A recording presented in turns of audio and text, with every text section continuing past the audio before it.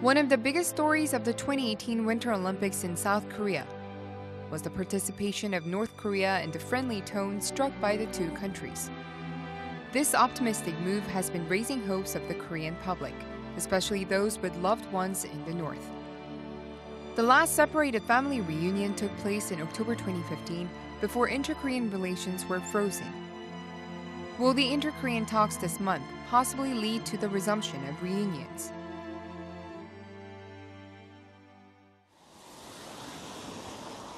This is the Korean National Red Cross headquarters in Seoul, which mandates programs dedicated to resolving humanitarian challenges regarding the 38th parallel.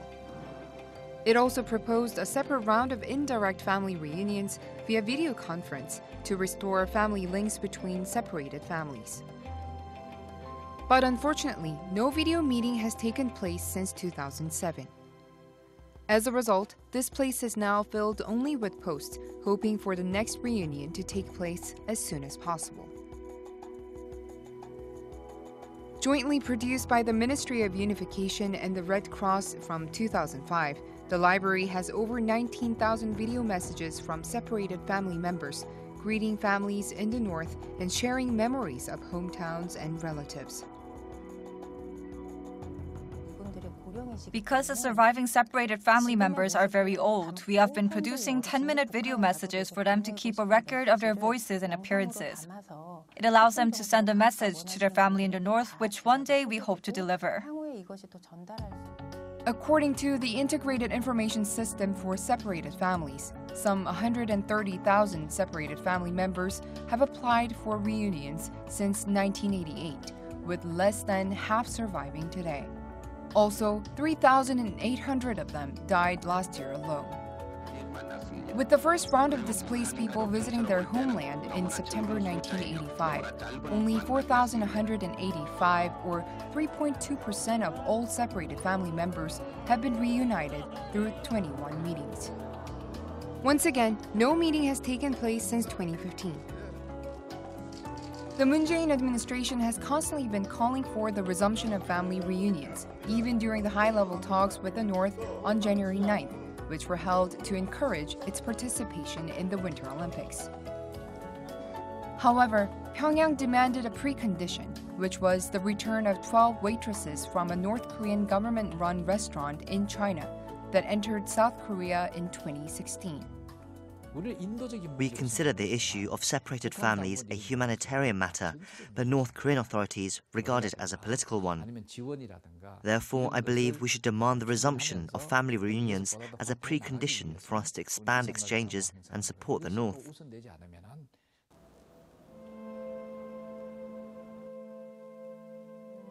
We caught up with Jensen, a displaced person residing in Bupyeong-gu, Incheon. 90 years old this year, he's from Dancheon, Hamgyeongnam-do province and came to the south 69 years ago when he was 22 years old. My parents didn't dare leave, but still urged me to escape and stay alive. I thought I'll be able to go back in 2 to 3 days, which ended up being nearly 7 decades. Contrary to what he believed at the time, it was not a temporary farewell, but rather a decades-long wait with no promise of reunion. Thinking of his family and relatives, Chon volunteered at orphanages and nursing homes his whole life. As a token of appreciation for his service, he was invited to the north and met his uncle near Wonsan in Hamgyeongnam-do province, but not the entire family. Only 2 members of my entire family are alive now. The rest have passed away already. Therefore, I was very happy to meet my family again, but also felt heartbroken at the same time.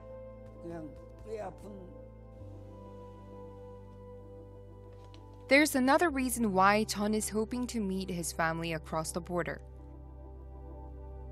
His wife, also a displaced person from the north, applied for all 21 reunion events, yet never met her family until she passed away 3 months ago.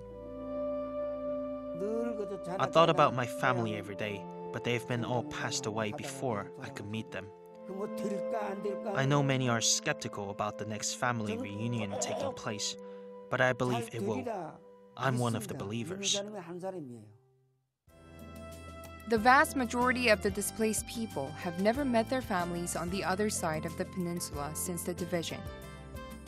For them, the government conducted DNA tests and set up a database on their gene information so their offspring can meet future relatives even after their death. Despite the practical limits and long wait, separated families are not losing hope of meeting their kin, based on expectations that inter-Korean ties will improve through the upcoming summit. The greatest wish for displaced people in the South is to stay in correspondence with their families across the border. I believe it is one of the priorities for the government to deal with regarding separated families. The issue of separated families is the most urgent and emotional humanitarian matter for the two Koreas, as more Asian Koreans have passed away without a chance of meeting with their relatives on the opposite side of the inter-Korean border. Time is fast running out. Hopefully, this peaceful momentum will continue so they can finally reunite with their families.